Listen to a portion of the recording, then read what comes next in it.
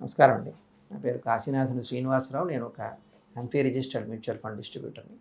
జనరల్‌గా జరిగే సంభాషణ మనం ఇంట్రెస్ట్ రేట్ల గురించి మాట్లాడుకునేటప్పుడు చాలామంది ఇప్పుడున్న ఇంట్రెస్ట్ రేటే వచ్చే 20 ఏళ్ళకో, 30 ఏళ్ళకి కాలిక్యులేట్ చేస్తారు. ఎస్పెషల్లీ ఫిక్స్‌డ్‌గా మనకొచ్చేవి ఏవైతే ఉంటాయో సో కాల్డ్ గవర్నమెంట్ ఏజెన్సీస్ ద్వారా వచ్చేవో లేదా బ్యాంకులు ఇచ్చే ఫిక్స్డ్ డిపాజిట్ రేట్‌లో ఇంకోటో వాటిని మనం వచ్చే 10, 20 ఏళ్ళకి కాలిక్యులేట్ చేసుకుంటాం. ఇది ఒక విధంగా కొంచెం మనని ఫ్యూచర్‌లో ఇబ్బంది పెట్టే కార్యక్రమం అవ్వచ్చు. ఎస్పెషల్లీ మనం ఫ్యూచర్ కాలిక్యులేట్ చేసి దానికి తగ్గట్టుగా ఇన్వెస్ట్‌మెంట్ చేసుకునే ప్రాసెస్‌లో ఇక్కడ మనం ఇబ్బంది పడే అవకాశాలు ఎక్కువ ఉంటాయి. మనం గత 20, 30 ఏళ్లలో ఇంట్రెస్ట్ రేట్లు ఎక్కడుండేవి? అంత క్రితం 10 ఏళ్ల క్రితం ఎక్కడుండేవి? 20 ఏళ్ల క్రితం ఎక్కడుండేవి? 30 ఏళ్ల క్రితం ఎక్కడుండేవి? ఇప్పుడు ఎక్కడున్నాయి? అని మనం గమనిస్తే జనరల్‌గా ఇంట్రెస్ట్ రేట్లు అప్పటికి ఇప్పటికి చాలా తగ్గినాయని మనం తెలుసుకోవాలి. ఇప్పుడున్న ఇంట్రెస్ట్ రేట్ల కంటే ఒక 10 ఏళ్ల క్రితం కూడా ఇంకా తక్కువ ఇంట్రెస్ట్ రేట్ ఉన్న సందర్భాలు కూడా ఉన్నాయి కొంతకాలం పాటు. అదొక ట్రెండ్‌లాగా కాకుండా కొంతకాలం పాటు అలా కూడా జరిగింది. ఎఫ్‌డి రేట్లు ఇప్పటికంటే తక్కువ ఉన్నాయి. ఇంట్రెస్ట్ రేట్లు జనరల్‌గా ఏ ఆర్థిక వ్యవస్థలో అయినా మనం గమనిస్తే పోను తగ్గుతూనే ఉంటాయి. కారణం ఏంటంటే ఒకే కారణం మెయిన్‌గా మనీ డిమాండ్ తగ్గటం. క్యాపిటల్‌కి డిమాండ్ తగ్గితే ఆటోమేటిక్‌గా ఇంట్రెస్ట్ రేట్లు తగ్గుతాయి. మనీ అవైలబిలిటీ ఎక్కువ ఉందనుకోండి, డిమాండ్ తక్కువ ఉంది. ఒక ఏరియాలో అద్దెకి ఇళ్ళు చాలా ఉన్నాయి. చాలామంది దగ్గర సొంత ఇళ్ళు ఉన్నాయి. 2 3 ఇళ్ళు ఉన్నాయి. వాళ్ళందరూ అద్దెకి టూలెట్ బోర్డు పెట్టుకున్నారు. అక్కడ ఖచ్చితంగా మీరు గమనించండి అద్దెలు తక్కువే ఉంటాయి, ఎక్కువ ఉండవు. పోను ఇంకా తగ్గుతాయి. అక్కడ ఎవరైతే నాకు కావాల్సిన అద్దె వచ్చిందాకా నేను అట్టే పెట్టుకుంటాను ఇవ్వననుకుని పెట్టుకున్నాడో తను చాలా నష్టపోతాడు. కొంత తగ్గించి ఇచ్చి ఆదాయాన్ని ఏర్పాటు చేసుకున్నవాడు ధన్యుడు. ఇంట్రెస్ట్ రేట్లు ఎందుకు తగ్గుతాయని మనం గమనిస్తే దీనికి చాలా రీజన్స్ ఉంటాయండి.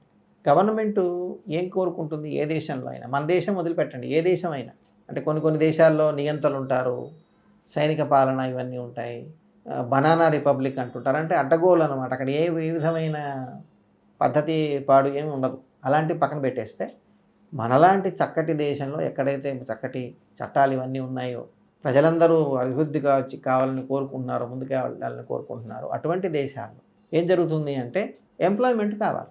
అందరూ ఉద్యోగపతులు అవ్వరుగా, ఉద్యోగస్తులు ఎక్కువ మంది ఉంటారు. ఉద్యోగాలు కావాలి అంటే ఇండస్ట్రీలు సెటప్ అవ్వాలి, వ్యాపారాలు సెటప్ అవ్వాలి, రకరకాల financial institutions, manufacturing institutions, servicing institutions ఇవన్నీ ఉండాలి. కావాలి అంటే వాటికి క్యాపిటల్ కావాలి కదా. క్యాపిటల్ పెట్టేవాళ్ళు ఏమనుకుంటారు, వాళ్ళకి కొంతవరకే క్యాపిటల్ ఉంటుంది. ఇవాళ మనకి లిమిటెడ్ కంపెనీలు ఇవన్నీ కూడా పబ్లిక్ నుంచే క్యాపిటల్ తీసుకుంటాయి. మిగిలిన క్యాపిటల్ని పబ్లిక్ నుంచి తీసుకున్నారు. వాళ్ళు కొంత క్యాపిటల్ పెడుతున్నారు. వాళ్ళు ఏమనుకుంటారు, ఇంట్రెస్ట్ రేట్లు తగ్గితే నాకు తక్కువ ఇంట్రెస్ట్ రేట్లో నాకు కనుక వస్తే నాకు కావాల్సిన క్యాపిటల్ ఏర్పాటు అవుతే నా లాభం పెరుగుతుంది. ఎందుకంటే వ్యాపారం చేసే ప్రతి ఒక్కళ్ళకి కూడా తెలియని రిస్కులు ఉంటాయి. కాంపిటీషన్ ఉంటుంది, గవర్నమెంట్ రూల్స్ మారుతుంటాయి, కస్టమర్ల తాలూకు ప్రిఫరెన్సెస్ మారుతుంటాయి. అంటే ఇవాళ ప్రోడక్ట్ని యాక్సెప్ట్ చేసేవాడు రేపు యాక్సెప్ట్ చేయడం మానేసాడు అనుకోండి కస్టమర్. అదే ప్రోడక్ట్ నేను తయారు చేసి అమ్ముతానన్నా కానీ కొనేవాడు లేకపోతే ఆ కంపెనీ మట్టి కొట్టుకుపోయినట్టే. సో ఇటువంటివన్నీ రిస్కులు ఉంటాయి కాబట్టి ప్రతి బిజినెస్ చేసే వాళ్ళ మనసులో ఏముంటుంది అంటే నేను అదనంగా బయట నుంచి తెచ్చుకునే క్యాపిటల్ నాకు తక్కువ ఇంట్రెస్ట్ రేట్లో వస్తుంటే బాగుండునే అని అనుకుంటారు. గవర్నమెంట్ కూడా ఇదే ఆలోచిస్తుంది. ఎందుకు ఆలోచిస్తుందంటే గవర్నమెంట్ ప్రతి దేశంలో ఉన్న ప్రజలు ఏం కోరుకుంటారు, గవర్నమెంట్ మాకు జాబ్స్ కల్పిస్తుంది, మంచి పరిశ్రమలు వచ్చి ఇక్కడ పెట్టుకునే అవకాశం, అలాంటి వాతావరణం కల్పిస్తుంది గవర్నమెంట్ అని వాళ్ళు ఎదురు చూస్తుంటారు. వాళ్ళ గవర్నమెంట్ కూడా చూస్తున్నారు, ఏం చేస్తున్నారు, అదే ట్రై చేస్తున్నారు. అలా చేయకపోతే ప్రజాదరణ కోల్పోతారు.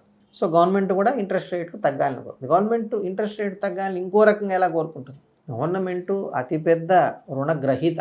మీరు ప్రైవేటు కంపెనీలు, ప్రైవేటుగా తీసుకునే వాళ్ళు, బ్యాంకులు ఇవన్నీ పక్కన పెడితే గవర్నమెంటు ఎన్నో లక్షల కోట్ల రూపాయలు అప్పు తీసుకుంది. సెంట్రల్ గవర్నమెంట్ కానీ స్టేట్ గవర్నమెంట్, మన దేశమనే కాదు ప్రతి దేశంలో జరుగుతున్నది. సో ఇప్పుడు గవర్నమెంట్కి వచ్చే ట్యాక్స్ రెవెన్యూలోంచి ఒక పెద్ద భాగం ఇంట్రెస్ట్ పేమెంట్ కింద పోయిందనుకోండి తీసుకున్న అప్పులకి, మిగిలిన భాగమే గవర్నమెంట్ డెవలప్మెంట్కి స్పెండ్ చేయగలదు, సబ్సిడీలకు ఇవ్వగలదు, ఇన్కమ్ ఇవ్వగలదు, గవర్నమెంట్ సర్వెంట్స్కి శాలరీస్ పే చేయగలదు. సో ఇంట్రెస్ట్ కాంపోనెంట్ తగ్గాలని గవర్నమెంట్ కోరుకుంది. దాని బడ్జెట్లో ఇంట్రెస్ట్ కాంపోనెంట్ తగ్గితే గవర్నమెంట్కి వెసులుబాటు ఉన్నది. ఇంత ఇప్పుడు ఉన్నట్టు ట్యాక్సులు పెంచినా జనాలు ఒప్పుకోరు. గ్రాడ్యువల్గా పెంచాలి, ట్యాక్సులు గ్రాడ్యువల్గా పెంచాలి, ఉన్న వాళ్ళ దగ్గర ట్యాక్సులు ఎఫిషియెంట్గా కలెక్ట్ చేయాలి. ఇంకా చూస్తున్నారు మన దేశంలో ఏం జరుగుతుందో చూస్తున్నారు. సో గవర్నమెంట్ కూడా ఈ విధంగా కోరుకుంటుంది. మనలాంటి జనాభా ఏం కోరుకుంటారు, మనం ఇన్వెస్ట్ చేసే దగ్గర రిటర్న్స్ ఎక్కువ రావాలని కోరుకుంటారు. మనము ఏదైనా అప్పు చేస్తే పర్సనల్గా వెహికల్కి కావచ్చు, ఇంటి కోసం కావచ్చు, వేరే పర్సనల్ లోన్ కావచ్చు, ఏదైనా తక్కువ ఇంట్రెస్ట్ రేట్లో వస్తే బాగుండునే మనం కోరుకుంటాం. సో ఓవరాల్గా ఇక్కడ జరుగుతుంది ఏంటి, అందరూ ఇంట్రెస్ట్ రేట్ తక్కువ వాళ్ళని కోరుకుంటారు కదా. సో ఒక దేశం ఒక చోటు నుంచి ఇంకో చోటికి డెవలప్మెంట్ జర్నీలో వెళ్ళేటప్పుడు ఆటోమేటిక్గా ఈ అన్ని ఫోర్సెస్ వల్ల ఇంట్రెస్ట్ రేట్లు తక్కువగానే ఉంటుంటాయి.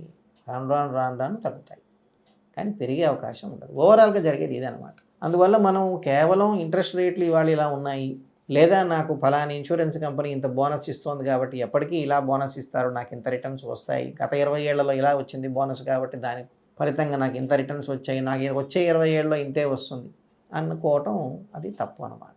మనం అదేవిధంగా మన తాలూకు ఫ్యూచర్ ఇన్వెస్ట్మెంట్స్, మన రిటైర్మెంట్ కానీ ఇంకో దానికి కానీ మనం చేసుకునేటప్పుడు, పిల్లల గోల్స్ కోసం చేసుకునేటప్పుడు కానీ ఇంట్రెస్ట్ భాగం కొంత, ఇంట్రెస్ట్ వచ్చే భాగం కొంత భాగం ఈక్విటీలో కూడా పెట్టాలి. ఎందుకంటే ఈక్విటీ అనేది మనకి ఎక్కువ రిటర్న్స్, హిస్టారికల్గా ఎక్కువ రిటర్న్స్ ఇచ్చే ప్రోడక్ట్. ఫ్లక్చువేషన్స్ అనేవి దాంట్లో ఉంటాయి. ఫ్లక్చువేషన్స్ లేకుండా ఏ ఈక్విటీ ప్రోడక్ట్ ఉండదు. మ్యూచువల్ ఫండ్స్లో కూడా ఫ్లక్చువేషన్ లేకుండా ఎందుకు ఉంటాయి? తప్పకుండా ఉంటాయి. సో దీని స్థూలంగా ఇదన్నమాట దీని విషయం. Thank you.